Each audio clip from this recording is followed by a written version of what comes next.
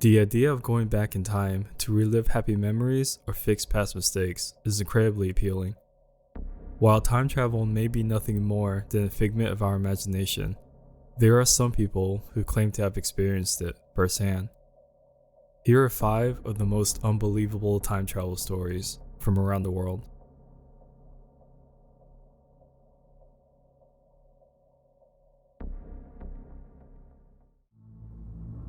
John Titor.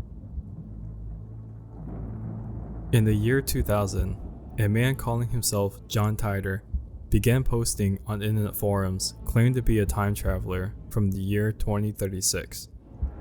He said he had been sent back in time to retrieve an IBM computer that would be vital in the war against artificial intelligence in his own era. Titor provided detailed descriptions of life in 2036, including the fact that the world has been devastated by a nuclear war between Russia and the United States.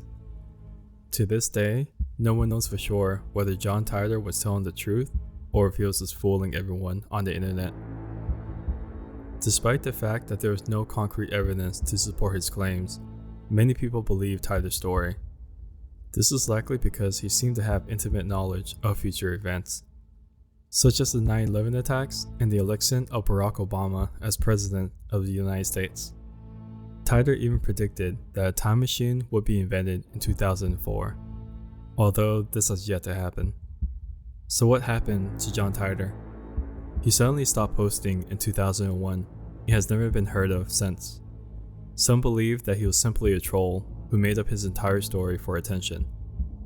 Others believe that he really was a time traveler and that he completed his mission before returning to his own time period. No one knows for sure what happened to him, but his story continues to fascinate people all over the world. James Tilly Matthews. In 1797, a man named James Tilly Matthews was committed to an insane asylum after claiming that he was being controlled by an heirloom. This strange machine, he said, could read people's thoughts and was being used by the British government to control its citizens. He also claimed that the heirloom had the power to transfer people through time and space. Obviously, Matthews' claims were dismissed as the ramblings of a madman. But what if he was onto something? Matthews wasn't the only one who claimed to be a victim of the heirloom. In fact, there was an entire group of people who called themselves the Heirloom Gang. These people consisted of around 10 to 12 people, all of whom claimed to be controlled by the heirloom. They would often have fits of laughter or rage for no apparent reason, and they would sometimes fall into trances. The gang even had their own secret language that they would use to communicate with each other. Interestingly, many of the members of the Heirloom Gang were wealthy or well-connected people. One member, John Carlssin, was even the superintendent of Bethlehem Hospital, the first hospital for the mentally ill in England. Carlssin wrote a book about Matthews called Illustrations of Madness, in which he described Matthews' delusion in great detail. Some historians believe that Matthews wasn't actually insane. Instead, they think he may have been suffering from schizophrenia. Schizophrenia is a mental illness that is characterized by delusions and hallucinations. It's possible that Matthews' claims about the heirloom were actually his way of trying to make sense of the hallucinations he was experiencing. The case of James Tilly Matthews is a fascinating one. Was he really insane, or was he just suffering from a mental illness? We may never know for sure, but one thing is certain. His story is a reminder that we should never underestimate the power of the human mind. Andrew Carlssin. In 2003, a man by the name of Andrew Carlssin made headlines when he was arrested for insider trading. What made the story even more unbelievable was that Carlssin claimed to be a time traveler from the year 2256. He said he had used future knowledge of stock prices to amass his fortune and that he would be happy to provide information about future events, for a price of course. According to Carlssin's story, he first traveled back in time to 2002 on a whim. He had no specific mission or goal in mind. He just wanted to see what the world was like in the early 21st century. Once he arrived, he quickly realized that there was money to be made in the stock market. So, using his knowledge of future stock prices, he began buying and selling shares. In just 2 weeks' time, he had turned an initial investment of $800 into $350,000.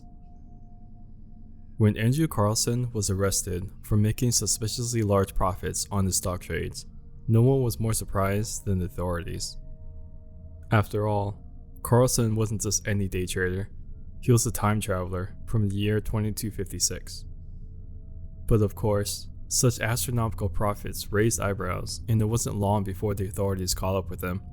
But when they did, Carlssin simply told them his story and showed them his driver's license from the future as proof. There was nothing the authorities could do but let him go. And as for Carlssin, well, he simply went back to making money in the future.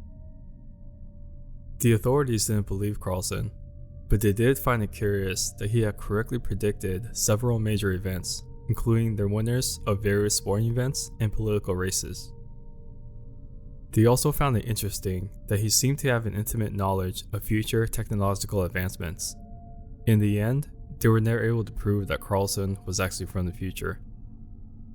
Whether you believe his story or not, there's no denying that Andrew Carlssin's case is mysterious. His incredible tales raises more questions than answers. Is he really from the future? Where is he now? And what other amazing secrets does he know about our world? The Philadelphia Experiment. In 1943, the US Navy allegedly conducted a top-secret experiment in an attempt to make a warship invisible to the radar. The experiment was called Project Rainbow, and it was said to have been successful. However, the ship reappeared moments later, with several crew members missing and others reporting that they had been transported through time. So what really happened during the Philadelphia experiment? Was it a success or a failure? And what became of the missing crew members?